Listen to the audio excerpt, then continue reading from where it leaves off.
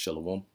First and foremost, I want to give all praises, honor, and glory to Yahweh, Bahasham, Yahushai, Bahasham, Rakha, Kodash. Double honors to the elders and the apostles of Great Millstone, and peace and blessings to the elect. All right, want to do his lesson. All right, dealing with they're tightening the grip. Okay, they're tightening the grip, and this is based off of a couple of videos that I was watching. And what's going on in Russia, in France, in Greece, in the UK, all right, and soon to follow many other countries. All right, you can see, all right, how these these higher ups, okay, these top elites passing those orders on down are tightening the grip by using these various different governments, okay, and it's getting to the point because about last year, all right, 2020, yeah. Last year, all right, when we were warning, okay, we mentioned that this is what they would come with. Now the Lord had it to where, we were, of course, there's a reason we prophesied, we said before.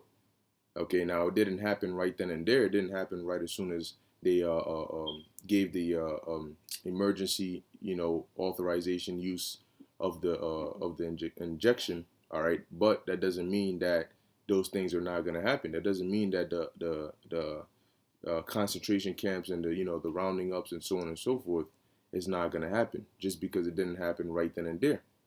All right, because remember, these devils have a tactic that we always say it over and over again, which is gradualism. All right, they don't move too fast. They try to make sure they have you trapped, and then they bring the pressure from above and pressure from below. Okay, to try and get as many people as possible and reduce resistance as much as possible.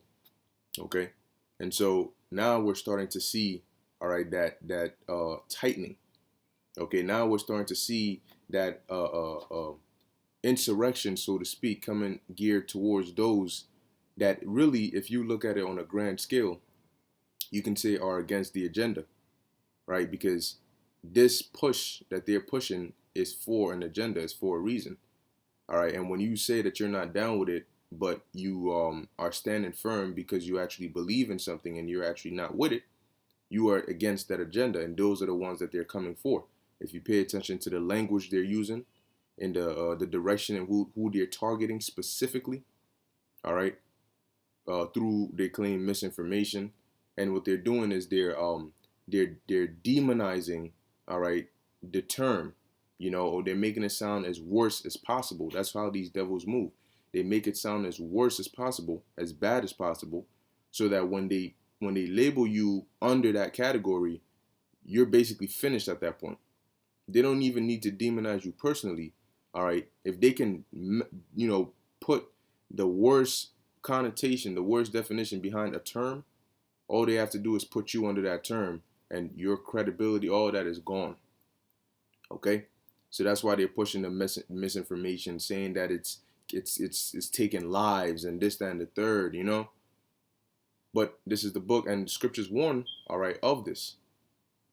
And it's gonna go past just talking, and them backing off whenever people start coming back. No, now that's what it means, them coming down with great wrath. That's what it means by that. This is the book of Ezekiel 21:9. It says, "Son of man, prophesy and say, Thus saith the Lord Yahweh Ba'ashem Yahushai, a sword is sharpened and also furbished." Okay? And the sword is being sharpened. All right, now the scriptures tell you that the wicked, basically Esau is the sword, all right, of the Lord, roughly paraphrasing. Okay? Deliver me from the wicked, which is thy sword. All right, so that is being sharpened by way of the Lord putting these different thoughts into these Edomites, all right, really starting with their elites to push out more and more and more and more of their events, okay, and tactics and devices that they forecast in which they're going to actually implement with force. Okay, that's why it says they're going to come down with great wrath. Verse 10, "It is sharpened to make a sore slaughter. It is furbished that it may glitter. Should we then make mirth? It contemneth the rod of my son as every tree, and he hath given it to be furbished that it may be handled. Okay, so this sword, let me actually finish it. It says, this sword is sharpened and it is furbished to give into the hand of the slayer. So this is a warning, all right, telling you that they're not just putting all this out there. You're not just seeing all this just for nothing. What you're seeing is a sword being sharpened and it's coming straight for you. That sword slaughter is going to be a lot of people. Okay, it ain't going to be for some invisible enemy. All right, you don't put um um a pathogen, so to speak, right, in a concentration camp. You put people in concentration camps. So why do they have these centers set up? It ain't to isolate. No, they claim, all right, well, we're isolating the virus itself. Well, no, really, they're putting you in there, and then they say that's containing it because you may have it or you may not. To them, if you don't have the injection, then guess what? You're as good as you have it, you know. And they, in their mind, well, we don't want to take any chances. Now, there was a individual. I think it might have been a sister because the way the name was, but if it isn't, pardon me for that. But it's the name was I think it was Guinevere Jackson, if I said that right. Okay, and this individual basically left a comment saying that what they're doing over there. Let me see if I can find it. Yeah. So they said the tests in Europe to travel cost about 180. I'll just say dollars because that's the sign that's here. It says cost about $180 you need there. Okay, so convert it over there. I'm assuming it'll be worth $180 here. It says one to travel, another when you get back, then another 10 days later. If you travel to a amber zone, you have to quarantine for 10 days in a special hotel that costs nearly $2,000. They said my travel days are now over, and yeah, pretty much. So if you're paying, if I'm understanding this correctly, if you're paying $180 for a test to get there, all right, to travel, right, you got to get one to leave. You got to get one when you get back, and then you got to get one 10 days later. And they're saying that they're not going to be covering it no more. So now the push is on, a part of the tightening. Okay, how much are you willing to pay to stay away? Really, I should title the video that, but how much are you willing to pay, to stay free? Because they're going to make it difficult.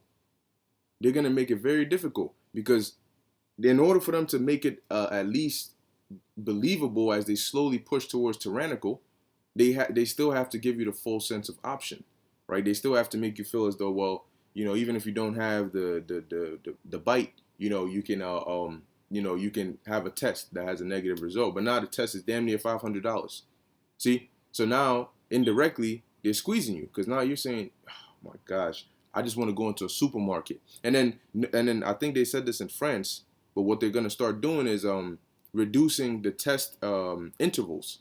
So I think for one of them it was 24 hours. They cut it down from 48 hours or from 72 hours to a 24-hour, meaning your test has to have been taken within the past 24 hours. Anything past that is not valid. So now say you want to go to anywhere, right? Maybe a supermarket. You just want to buy groceries. In order to get in there, you either need a bite or you need to show a negative result, right? Now you show a negative result, they check it, they say, no, this is a week old. You got to go get a new one for today. You go get a new one, they tell you it's about $350. What? I got to pay $350 for it, and I'm just giving an example scenario here. All right, but I got to pay $350 for a test just so I can go into a grocery store today to buy stuff. And then what? The next time I want to go somewhere, if I want to go somewhere tomorrow, all right, and it's after that 24-hour period, now I got to go get another hold up. What? So people start getting, it's too much. I don't have the money for that, and that's a coercion tactic. Well, if you don't have the money, then do the simple thing and just go get the bite. You get it one time or twice, megabyte, and then you're straight. You're good. You don't got to keep spending money on this. Once again, it's different ways to get people to do it. All right. And now, as I said, we're seeing this right here, Revelation 13 and 11. All right, and it says, and I beheld another beast coming up out of the earth, and he had two horns like a lamb, and he spake as a dragon. Now, this beast, okay, the second beast that's coming up, we know, all right, overall it represents this modern day power structure, all right, which is really ran, by the North Atlantic Treaty Organization, NATO, all right, the European Union, the EU, okay, but it's more so specifically in this verse referring to Babylon, all right, aka America, which you can say is the heart, all right, of this beast, okay? And the two horns are referring on to the two parties, the Democrats and the Republicans. Now, notice it says the horns were like a lamb, all right, but they speak as a government. Now, regardless of which horn it is, they're both a part of this government, all right? So speak as a dragon. They come up now when Creepy Joe, Sleepy Joe was running. You had a lot of people rallying behind him, right? Especially a lot of Israelites, and they set it up perfectly. Put somebody in there who people hate or people can easily dislike. Let him do the most outrageous things. Perfect. Now that he's done that, get somebody who on a regular circumstance, people wouldn't really eye him or try to go for him. But in this circumstance, the mindset is anything to get rid of Trump. Anything. Even if it means that, then all of a sudden, what does that do? That highlights and puts Biden in a nice, beautiful spot. He says the slightest thing, and everybody, yes, yes, as long as it ain't Donald. And then what? Like a lamb, they rallied him up, threw him up in there. Oh yes, he's gonna make a change. When after the election date, everybody's all celebrating. I remember celebrating. Oh, this, that, and the third. Yeah, yeah, yeah. Guess what? He's gonna start speaking like a dragon, which he's already started. They're coming door to door. They're going to start rounding people up. Yes, they will. Okay? And he's going to authorize all of these things, and then what? What happened to the celebration? We want to see the celebrations then. We want to see the fireworks. We want to see the yay, hooray, we finally got a change. We want to see all you Israelites that were rallying behind them. Go ahead. Get in your cars. Go out. Have a good time. As these mandates become more and more draconian and you start getting affected. Okay?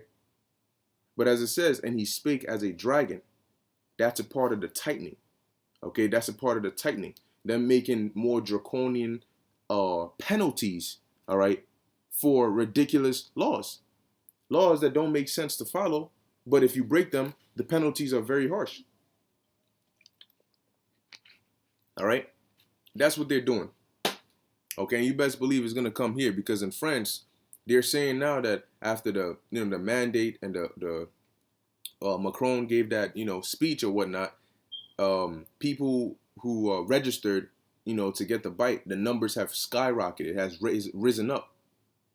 So what does that tell you? That's their justification. There's a reason they're putting that out there. They're saying, hey, look, this works. You want numbers to go up? Well, start doing what France did, because this is the result. When you leave people no choice, guess what? They're gonna do it. They just need and they'll put it. They just need a little bit of a push, and then soon the next countries. Oh, well, all right, well, let's do it. Oh, look, our numbers went up too. Oh, look, our numbers went up too. Okay. Now the whole world is in that mindset doing that. Okay, mandating shit left and right, and here it is. The number of people who originally at first were against it in the beginning might be a lot. But what you'll see is it starts to shrink, and it starts to shrink, and it starts to shrink even more and more and more, right? Because, okay, I ain't going to do it first week. I ain't going to do it second week. Then things start getting harder. Then it gets harder. Then the squeeze, then the squeeze, then the squeeze, all right? And it gets even more and more tempting. This is why we're going to need the spirit of Yahweh Ba'ashem Yahushai to hold us through, because a lot of people are going to break. Okay, they're gonna break a lot of this resistance. All right, yeah, you're still gonna have resistance. There are still gonna be people who are gonna be diehard. Ready to fight back. Against all odds. But they are tightening that grip, and you better get ready. We've been warning you. Matter of fact, we've been warning ourselves. We all need to get ready. Okay, because hey, it's doable. All right, and we're expected to stand firm onto the end, and Lord willing, we do. But it's not going to be the sweetest, easiest thing. You know, the Lord has a different path set for all of us. Okay, and you will be in certain uncomfortable situations where you're out of your comfort zone, and you have to prepare to get used to that. You might not be in a house, no AC, it's hot as shit, no heater, it's cold as hell. You know, which hell is not cold, but anyway, so just things are gonna get not as easy to do, and you have to be prepared for that. And this is the book of Psalms, chapter 58, 55, verse 21, which links up with the horns like a lamb, because a lamb isn't perceived as dangerous. All right, lamb is not perceived as dangerous. It really is perceived as like a prey, but that perception was through things like this. Psalms 55 and 21, the words of his mouth were smoother than butter, and they know how to slip things past you. They know how to tell you I'm gonna kill you without telling you I'm gonna kill you. All right. Sometimes they're so slick with their words, they know how to get you to sign your life away and agree for them to do what they really want to do to you, because their words were smoother than butter. And if you don't have the spirit to be able, first off, that's why the scriptures first warn you not to trust your enemy, because if you see them as your enemy, your senses will be higher whenever they say anything. You're always looking to see and nitpick everything they say because they're your enemy. You don't trust it already. That puts you in a better position. If you don't see it that way, guess what? It's going to slip by you because you're not expecting him to try and slip some slick shit by you. Okay? It says, but war was in his heart. And we know that. We know that war is in his heart. So we're waiting for him to say something or slip up or any indication, which we're seeing. So the smoother than butter, well, guess what? It ain't going to slip past us. All right? It says his words were softer than oil, yet were they drawn swords. Unless you have the spirit of the Lord, you won't see the swords. And people just fall right for it. So you wait till the world is going to change. It's changing as we're speaking. All right, it's changing as you're listening to this video. It's changing already. And it's going to become a prison planet. It's going to become a scene out of a Black Mirror. And it's going to be hard to believe as you're seeing it before you, with people walking around with the MOB in them. All right, people walking around. Things are going to get different. And you got to prepare your mind for that. This is the book of Psalms, chapter 124, verse 7. And as it says here, actually, I'm going to start off at 6. Blessed be the Lord Yahweh, Bahashem Yahushai, who hath not given us as a prey to their teeth. Because they're coming. But the Lord has not given us as a prey to their teeth. Our soul is escaped as a bird out of the snare of the fowler, or out of the fowlers. The snare is broken and we are escaped. And that's for the elect. Everybody else is going to get caught up in it. So this tells you that there's going to be a trap. That's given. The thing is, are you gonna be able to escape out of that trap? Is the Lord going to free you from that trap? Verse 8, our help is in the name of the Lord who made heaven and earth.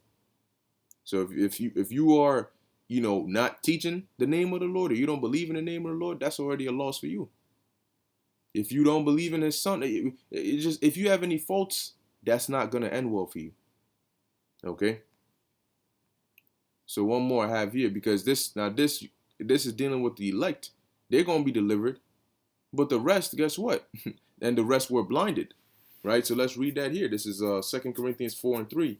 But if our gospel be hid, it is hid to them that are lost. And our gospel contains not only of, letting you know you're an Israelite, letting you know the blessings to come, but also of the warnings.